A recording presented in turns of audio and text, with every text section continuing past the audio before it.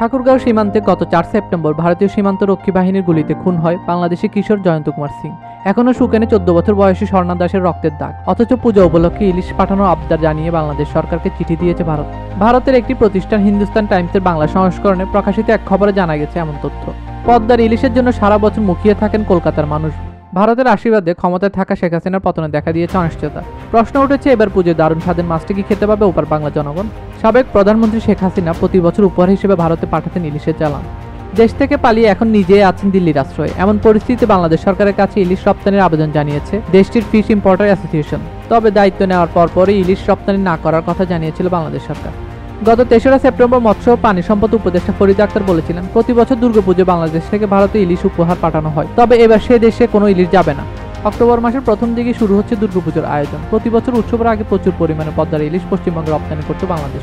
সেপ্টেম্বরের প্রথম সপ্তাহ থেকে কলকাতা, ত্রিপুরা ও আসামে পৌঁছাত সুস্বাদু পদ্মার ইলিশ। 2023 সালে ভারতে পাঠানো মাছের পরিমাণ ছিল 4000 টন। হাসিনার বিষয়ে মোদী সরকারের বর্তমান অবস্থান, বন্যা ও সীমান্তে একের পর এক হত্যাকাণ্ডের কারণে দেশ জুড়ে বাড়ছে ভারত বিরোধী ক্ষোভ। এর জেরে কলকাতায় ইলিশ পাঠানো বন্ধ থাকলে সেখানকার বাজারে আকাশ ছোঁয়া হবে মাছটির দাম। বাংলাদেশের ইলিশ ছাড়া একরকম অসম্পূর্ণ থাকে ওপার বাংলার পুজো। খাবার দাম যত বেশি হোক, সেখানকার অনেকেই কিনে থাকেন পদ্মার ইলিশ। কিন্তু চলমান অনিশ্চয়তার কারণে এবার পুজোয় ভাগ্যে ইলিশ জুটবে কিনা সেসব বিষয়ে চলছে নানা রকম জল্পনা কল্পনা। তিস্তা জলবন্টন চুক্তি নিয়ে বিরোধে 2012 থেকে 2018 পর্যন্ত ইলিশ রপ্তানি বন্ধ রেখেছিল বাংলাদেশ সরকার।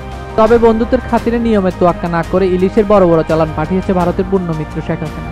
ভারতে ইলিশ রপ্তানির উপর নিষেধাজ্ঞা আরোপ করে পুরনো নীতি থেকে সরে এসেছে হাসিনা। পরবর্তীতে অন্তর্বর্তী সরকারের অবৈধ পথেও যাতে ইলিশ বাইরে যেতে না পারে সীমান্ত এলাকায় কঠোর ব্যবস্থা নিয়ে সুপারিশ করেছেন উপদেষ্টা ফরিদ আক্তার। ওপার বাংলায় পুজোর একটি সমাদৃত খাবার পদ্মার ইলিশ একসময় নিয়মিত সরবরাহ থাকলেও এবার ঘটল ব্যতিক্রম।